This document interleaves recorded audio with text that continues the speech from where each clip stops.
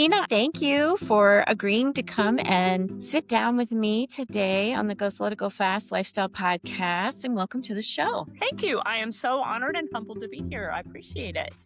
So, before we dive into how we met and more of your Uh-huh. story, can you just Uh-huh. kind of share a little bit with our listeners and viewers how you're going slow to go fast? That's perfect timing for this question, actually, because I retired. I'm a retired educator for not quite a year. It'll be a year in June. And so I've managed to fill my time, probably just as busy, but different. And so what I have found is that I have been really committed to the things during this new chapter of my life that are good for me, that keep me at peace, keep me filled with purpose. And so, just an example of some of those things is I'm very committed to my quiet time in the morning with my devotional. I got my coffee, got my devotional, do some prayer journaling, things like that. And so, not 100%. I mean, granted, I don't always make it, but it has done wonders for just how I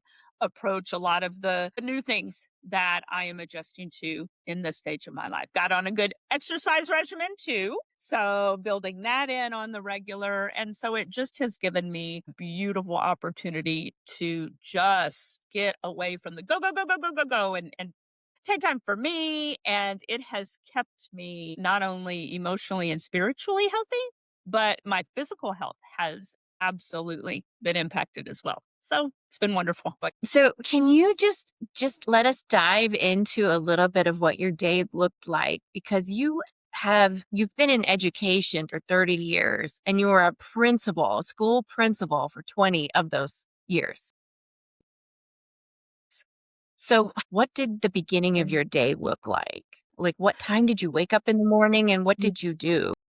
the ironic part of you asking that question, piggybacking off of the choices I'm making now, is it's just a vast difference. I hate getting up early. So I was sleeping in till the very last minute, would get up with just enough time to get ready. I would put a Starbucks order in on my app so that I could drive through, pick it up, knock it out of the car, and then make it to work with very little time to spare. And the thing is, from that point forward, the day was very unpredictable. So I would always go in with an agenda and, okay, these are my top 4 or 5 things I need to get done today. And you would think that I would learn that in the field of education, the only thing that is going to be consistent is that you have no idea what's going to happen that day.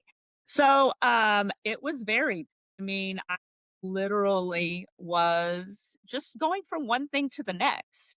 And as much as I appreciate the service opportunities and being there and available, it didn't leave a lot of time for any real intentional leadership, and it certainly didn't leave a lot of time for me, because end of the day I was still there. I was trying to clean out an inbox, and it got better.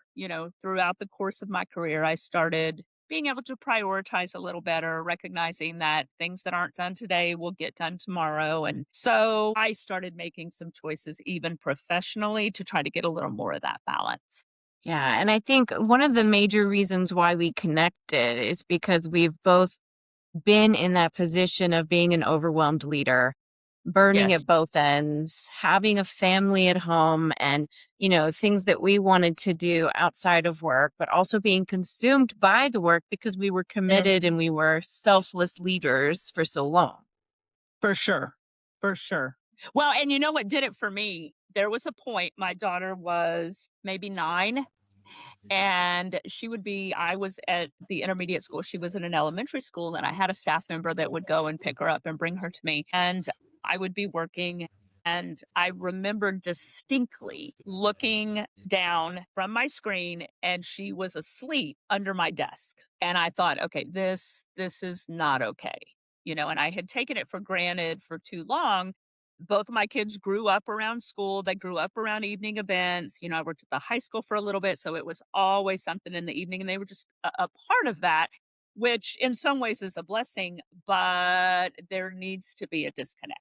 And so that was kind of a real pivotal moment for me where I just was completely convicted, and the mom guilt and all the things. And so that's really when I started trying to make some changes to, um, just to be a better mom, even through the chaos of school leadership. So, Yes, agreed. And I think there's so many of us out there right now listening, either that are retired principals, retired educators. I know that we both have, those folks in our corners who want to follow and cheer us on as we are in our next phase of building right. businesses, right? And you Yes. know, I Yes. want to make sure that we have time to talk about your business and what you're building and offering to educators and leaders out there. Also want to see if you would be up for it. I did talk to Tina, everybody. Full disclosure, Tina knows that I was going to bring this up to see if we could do a coaching conversation. And the reason why is because I want to one share, we are both coaches, we are both committed to helping women leaders, maybe in education, maybe building a business, entrepreneurial Mhm. ideas that might be the next phase for you. And so we want to make sure that we're offering those options for you as you move forward and whatever you want to do next. Coaches need coaches. And so we've started a Absolutely. collaboration, right? We met on Facebook and we started, working together. We just said, well, why not? Let's start growing our audience and growing our team, our tribe. And so, like attracts like. And so we are two You strong slid women. into my DMs. You slid I into did. my DMs. But it's going to be a great partnership moving forward and a collaboration that I Absolutely. wanted to kind of highlight on this episode. So Oh, yeah. No, thank I you for think it being a good sport. no, 100%. Let's do it. Okay. Okay. So I'm going to walk through just a quick framework. It's probably going to be about 15 minutes, but I want Okay. everybody just to kind of see how it goes. So, one, you understand what coaching is if you've never experienced it. And Tina, I know you used coaching when you were a principal, working with teachers and 100%. collaborators and colleagues, and I did too. But not everybody's had that experience, so I wanted to kind of walk through that. So, all right, bear with me a little bit as I walk through these questions. Okay. So on this podcast, we talk a lot about slowing down, right?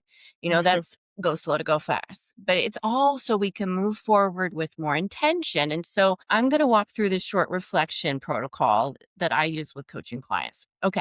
So here's the question.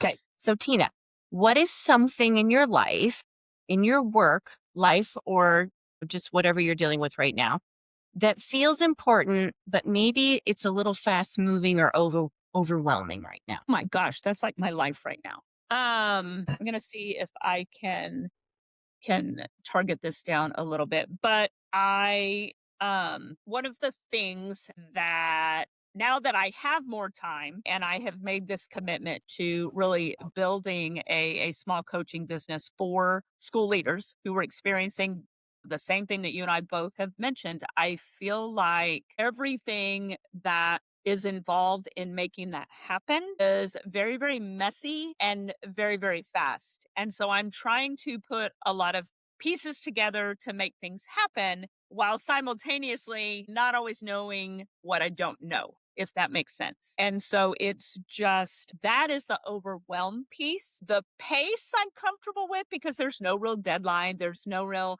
but I am excited to be able to reach people and connect with people and support them because I know how hard it is right now. So for me, all that being said, the overwhelm is coming from okay, well, you have this curriculum development piece, you have this marketing piece, you have this the coaching piece, keeping that skill set sharp. And so it's just a lot of pieces that putting them together is that causes me a little bit of a lot of overwhelm. And so if you were to focus on one of those pieces to Mhm. make it feel less messy, what would you like to focus on? I'm gonna go with the piece that I know the least about it, and that's the marketing piece. That is being able to I want to reach people. I want to be able to help people. And I'm an educator. My life is education. It's not advertising and marketing. And so that would be the piece that if I could really get comfortable with what that's going to look like, and develop a streamlined process for myself, that would really allow me, I think, to move forward in a way that is a little less messy. Okay, so knowing that you want to focus on marketing as a new business entrepreneur, building this Mhm. process where you want to, grow that marketing piece in your business. How would you want to define it where it's successful? Like what would that look like for you? If at the after you've done all the work and your marketing is going the way you want it, what do you want it to look like in the end? I would like to be able to, it's difficult to tie a number to the amount of people that you would want to help. You know what I mean? But at the same time, I feel like if I'm reaching people and I am developing trust and I'm connecting, then through, the marketing component, then I feel like maybe success would be defined by the number of people that I'm able to bring to connect with and bring on board to support in the course of a month. But now it's like, okay, well, what magic number is that? Well, I don't know. I don't want to limit myself, but in the name of go slow to go fast, Yes. perhaps, setting kind of like a baseline for myself in light of the other things that I have going on and what would be reasonable and how can I devote the kind of attention that I want to. I would say if I could bring on literally 3 to 5 people a month to be able to walk with me through what is essentially an 8 week kind of leadership reset is the way that it's being framed, then I think that would be manageable. I wouldn't be disconnected from the people that I'm supporting. So that authenticity and that intimacy could remain. And it could become cyclical, if you will. Mhm. Yes. Okay, so Did you I answer you have an that? idea. Yeah. Yeah. Okay. You've identified kind of what it would take to feel like if you got some sort of marketing plan in place, it's working because you don't want it to get too big where you have all these clients and you can't help them. You can't be authentically Absolutely. spending time with them. You want to be able to do that to grow Absolutely. your business. So you want to have some customer support and that authentic give and take. But at the Yes. same time, you want some consistency. You want to be able to know that you have enough clients that you're working with each month. So there's that balance. Right. Right. Yeah. Yes. Yeah. Okay. So and you alluded a little bit to it at the beginning that you didn't feel as comfortable with marketing. So that's where you wanted to focus the Hmm. conversation because it's something that you need to learn about. And that is Right. something, I want all the listeners and viewers to understand. When you're Hmm. starting a new business, there are tons of things that you don't know Hmm. because one, things change all the time. I mean, platforms, social Yes. media, technology. I mean, just to name three, change constantly. And so you have to Hmm. be flexible and you have to be open to learning new things. So you already know you've got to learn some new things. You want to focus on that.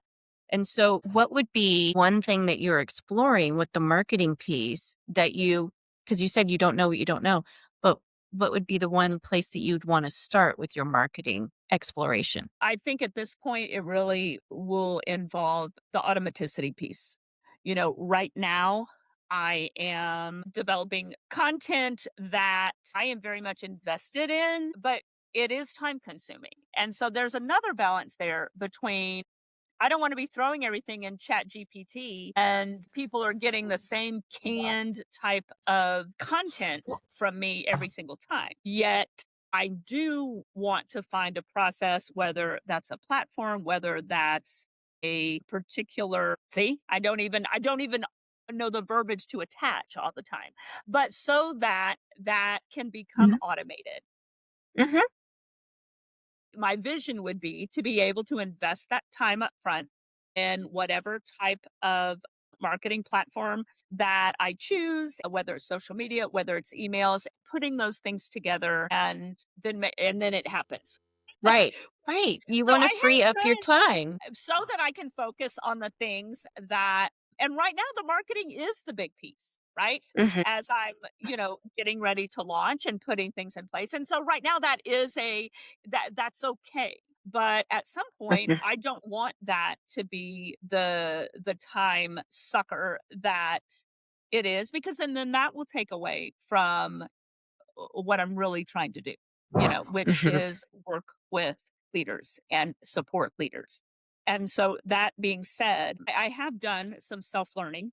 I have done some master classes and things like that. So I have definitely learned a lot in the past 6 months, but I Yes. almost know just enough to be dangerous. And so Mhm. now it's a matter of how do I take that information and apply it to what my vision is for my business. Yes. You're already doing a lot of self-learning activities. And so do you learn better by watching something that's pre-recorded where you can watch it on your own time? Or do you like to be in like a chat room with a bunch of professionals where it's like you can just ask questions and get immediate feedback? Like what's your preferred learning mode? It's funny because I am an introvert by nature. I've gravitated toward it more self-paced online because then I can do it in conjunction Hmm. with some of the other things. And Hmm. so I'm really just kind of at a point right now where it's like, okay, Tina, you've done the legwork on the back end. You've got the major pieces put together. So let's go back and the actual marketing piece and being intentional about what that looks like and investing in that it is my next big step. The Hmm. timing of this coaching conversation is actually perfect because that's the next piece that I need to take on and stop learning and just move. Yeah, yeah, yeah. And that is, it's hard when, especially educators who are building a new business. I think we want to learn, learn, learn, and we feel like we're never ready to make the next move. But you know what? Like you've already said, doesn't have to be perfect. We just need to get started. Right. Right. Hmm. Yeah. We would just jump in the frying pan and figure it out. It's kind of like how Yes. I grew up in my profession. And I'm sure you had similar examples where you just kind of figured Mhm. things out and you learn from your mistakes as much as you do your triumphs. You do, and really to your point, when I look back even when I became a principal, I mean, it was literally, "Okay, here, go," right? And there was no time to be able to be I had to just do it. I had to make decisions, Hmm. I had to figure it out, and then, fast forward here within, just the last, what, 5, 10 years, things have changed so much that then I had to learn, "Okay, this is not sustainable. This is not sustainable, Yes. and so how can you, um" reset and lead intentionally and lead Hmm. strategically and still Yes. so it's this should be no different. Launching this business Hmm. should be no different, but for whatever reason it is that okay, it needs to be perfect, it needs to be perfect before I put it all out there when I haven't operated like that in 30 years. I know. I know it. Okay. So we've talked a little bit about what you want to focus on, why you want to focus on it, and what you want it to look like in the end. So, how will Right. you know once you do make that next step? How are you going to know you're making progress? Well, I mean, it's going to become consistent. My reach is going to become consistent. So if I am doing what I need to do through the marketing end and building trust with people and connecting with people and they are excited about working with me, then I will know that just by the amount of leaders that are like, okay, yeah, you know what? I want you to walk this with me. I want to jump on board. I want to take advantage of the support that you're offering. Ideally, that number is going to continue to increase as I get better at all the pieces, but the marketing also. I want people to know me. I want them to know me. I want them to know what I believe in, what I'm about, and why should they wanna work with me? I mean, there's a million of us that have done this, so why me? And so I think Hmm. if I'm doing that piece well, then there's going to be more leaders who are going to trust me to offer them that support. Yes. Yes. Okay. So, knowing all of this and all of the learning that you've done, what what have you thought about for your next best step?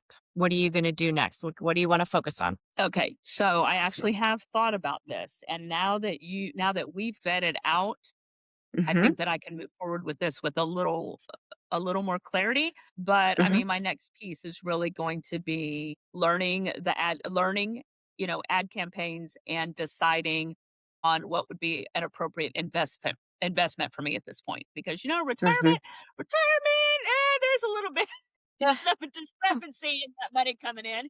And so yeah, just getting a little more information on how to use ads to get in front of the people that I want to Mhm. reach, and then investing in that so that I am comfortable Mhm. financially. And Yes.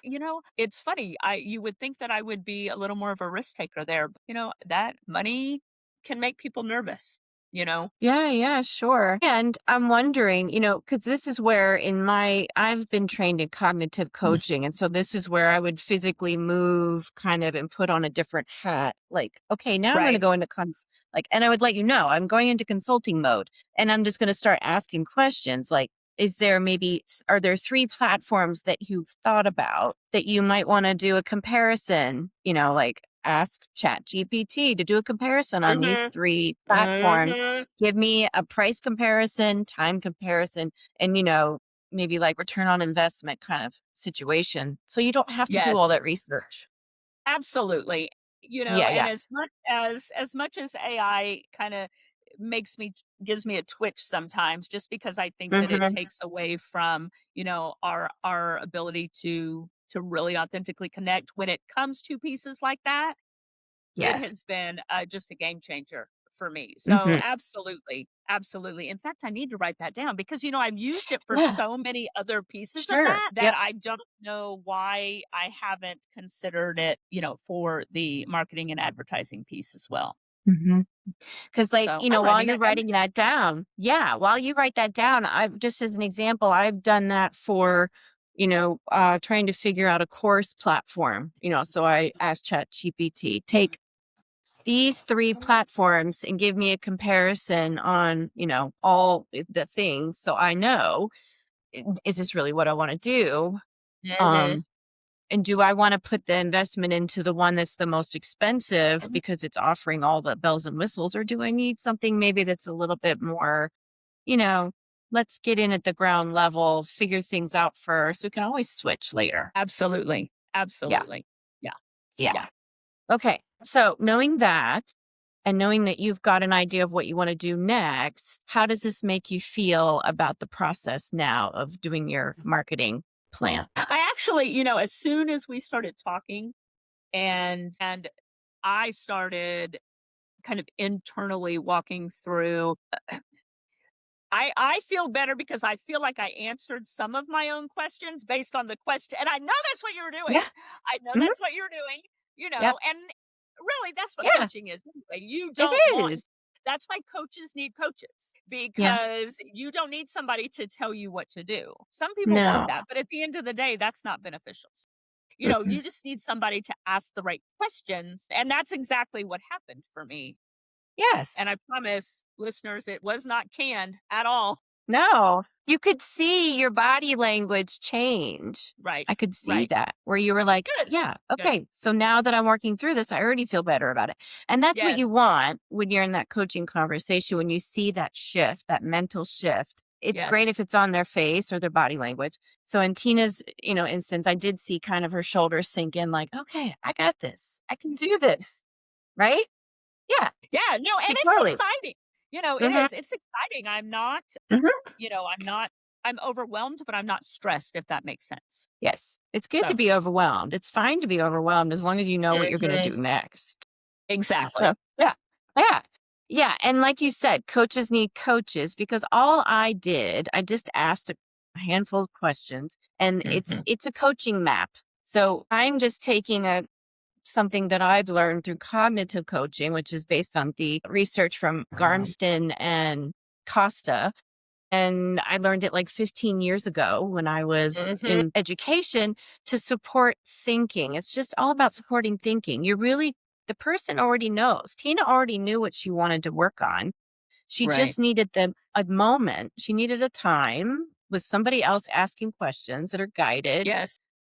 to, to map it out. That's all. And I think that's a beautiful way of putting it because I think a lot of times people think, "Oh my gosh," like the idea of coaching is very intimidating to people, Mhm. and people are afraid to be vulnerable or they don't want to look like they are ineffective or they don't know what they're Yeah, doing. And so, right. I think you said it beautifully. It's a space to be able to respond to the right questions Mhm. and bring yourself full circle, Yep. Yeah, with somebody who's completely non-judgmental and not directly absolutely. involved also. So, it's a safe space. It's a safe space. Yes, yes. And when I was learning how to do the coaching process, I would, everybody else in my cohort going through the same thing, we would practice with each other. And who Yes, doesn't want a thought partner? It's really supportive. And mm, it's almost like, if you were ever a cheerleader, I was not, but I always wanted I to be was with my not. dad. My dad wouldn't let me. He said, "No, you're gonna play basketball," which is fine. I enjoy basketball too, but it's like that support pyramid, you gotta have the people that have the strong legs and the muscles to be able to hold everybody else up. And so that's all I was doing. And I don't have to know the answers. I didn't have to know anything about marketing or Right. what platforms out there, work Sure. versus the ones that don't. I don't have to know any of that to be able to support Right. Tina in the way that she needed to kind of go through what she needs to do next. So I'm going to wrap it up now and just kind of summarize kind of what we did. I've been doing that. I'm thinking out loud too for anybody listening out there who wants to kind of know more about coaching. And, are you an educator? Are you a leader? And do you feel like you can't do this work when actually it's actually very supportive for anybody you work with, anybody you're supervising, anybody, colleague, or even at home when you want to work with your partner on getting things done a little bit more efficiently in the house. It's helpful. How about your Trust me. kid? Well, that works for your kid. Yes, it helps with kids too. Like, are you really going to Mhm. continue to let those socks stay on the floor? Right. What might you want to do differently about those socks so we can go to the park in about an hour? Yeah. So there are ways that you can get around all that stuff. Okay. So, Good. Tina, Yes. I'm trying to think what my final question is going to be. What surprised you about this process in the slowing down of it? Was there anything that came to mind when we were going through this? Through the coaching protocol? Just the slowing down of it. Was there anything that surprised you? Actually, and the surprise actually happened fairly quickly. It Oh, was really in the second question that you asked. Once I started talking through things, I literally felt, okay, you you do know what to do next. yes. It was, And not the me, you. Yeah, right. Yeah. No, yeah. the metaphorical light bulb. It Mhm. really and it happened very quickly. So I guess my surprise would be how quickly that actually happened for me. So, And, we want that for our clients. We want that for our colleagues. We want that for everybody that we supervise. We love eh, it when those light bulb moments happen for kids in the classroom. I mean, that's like a great moment. So I love that. And that is actually probably when I did see your body language shift, which is great. And so you don't have to go through the whole protocol. If someone's like, yeah, yeah, I got it up. Let's move on. And that's cool too. right. Okay. So thank you for doing that with me. All right. So knowing that we just walked through a coaching protocol, it was quick, it was like 15, 20 minutes. Now that we're kind of on the other side of it, it could be literally a reflecting, you know, protocol that you could do, or you could, Right.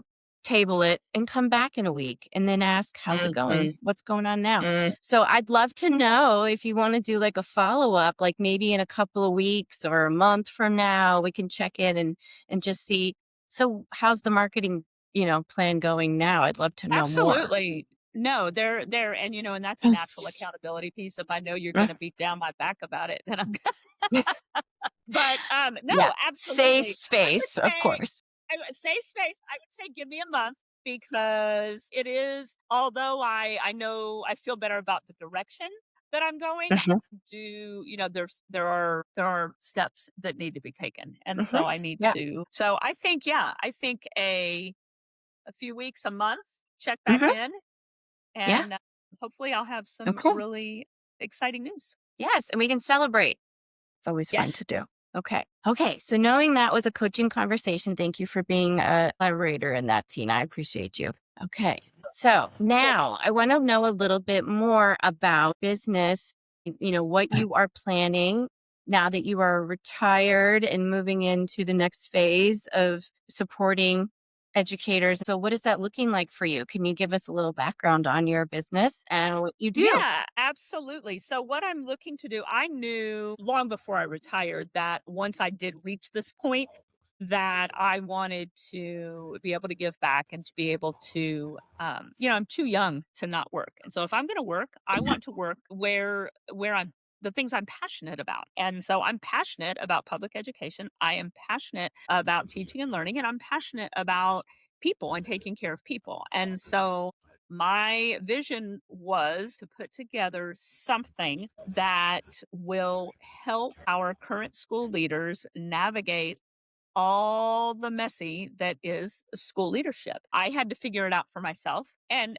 although I'm very proud of that, I wish that I had had somebody to walk alongside in a lot of times, actually. Somebody, like you said, a listening partner that could Mhm. help me maybe avoid some of the more stressful times or the mistakes that I made. So, literally, it was November of this year. I said, okay, stop thinking about it. Let's move. What do you want this to look like? And so the name of my business is Reignite Leadership. I can be a little fiery. I'm real passionate about it. And I want leaders to enjoy their job and I want them to feel passionate about what they do. I am, to be quite honest with you, I'm really sick and tired of the narrative that, oh, this is so hard. Yeah, it is, but you can't feed that narrative and you can't lead from that space.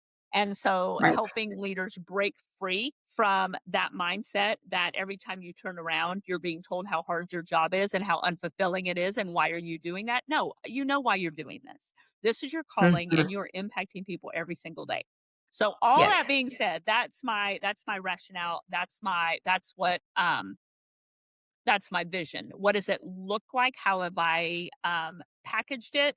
I'm really looking at a combination of things. I've developed or am almost completed developing 8 modules online, self-paced that are designed to help leaders navigate kind of the bigger parts of our job, whether it's high impact PLCs, whether it's strategic planning, leading intentionally. There's a big one in there on setting boundaries and finding joy. So, Mhm.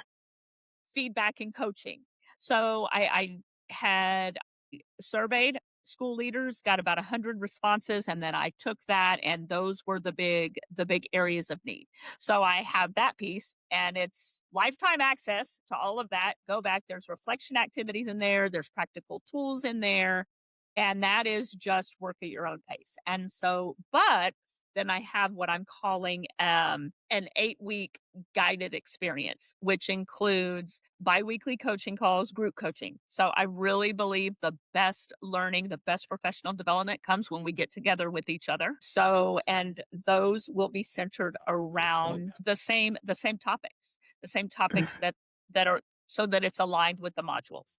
And then the opportunities for one-on-one coaching with me as well. So it really is not rocket science. It's not a bunch of things. I just kind of used my experiences and what I had to do as a leader and what I feel like I didn't have that maybe I needed to box it all up in something that's manageable, that can be fit into our busy lives and um with the intent being to just reset and transform that mindset and transform Mhm. the way that you lead. So you walk into that building every day and you're like, okay, I got this and I love this. And so that's how Yeah. Reignite Leadership was born. I love it. And while you were sharing all of that, I had a vision of how you would get up every morning and you would put your Starbucks order in and go through the drive-through and then go to Yes. school. So that's what you need. You need a little Tina in, a drive-through module, Yes. right? Before you Yes. start your day or end your day, you need a little Tina Yes. shot. Absolutely. Mhm. Absolutely. So, no, Yep. I'm excited. I haven't right now. I'm putting out little bits and pieces and sneak peeks and some freebies and things that are available. But Yep.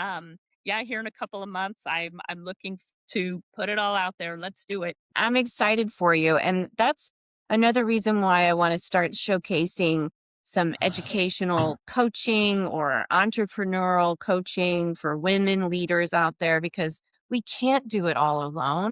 No, and school leadership is lonely, and it all stops with you, and so the responsibilities that we carry are very important. I'm sure you've heard nobody's coming to save you. You can't keep thinking there's going to be some Superman, to come. But that actually comes from the Hopi tribe vision. And I've realized that, I've heard that for years now. And I've thought, no, we just need to help ourselves. And we do Right. that when we have a tribe of like-minded leaders who've been there and been in the trenches and we know what it's like because then we learn from each other, right? It takes a Mhm. village, literally, right? To raise Absolutely. children, it takes a village to raise and sustain leadership too. So I thank you for doing that work. Thank you. Thank you. No, I'm excited. So do you have any final thoughts? Anything you want to make sure that the listeners and viewers hear before I let you go? Go slow to go fast. Seriously. Yeah. Once we met and I started listening to your podcast, and really that has been very affirming for me also. Although it's easier for me now because, I'm just in a different stage of my life. I wish that maybe I had had that sooner. And so, you're not going to get this time back. And so just making the most of every day, finding that joy, taking care of yourself. Your family deserves the best of you, and you can't give that if you're not taking care of yourself. So, That's right. Tina, I have to say that every time I have a moment with you, it can go on for hours. I appreciate every little moment that you give and every time that we get to spend together. So thank you again for coming on the Go Slow to Go Fast Lifestyle Podcast. I'm so glad that we met. You've been a Yeah. blessing. Oh, same here. Okay. All right. So I will make sure all of the ways to get in touch with Tina and learn more about her work in the world in the show notes. And thank you again.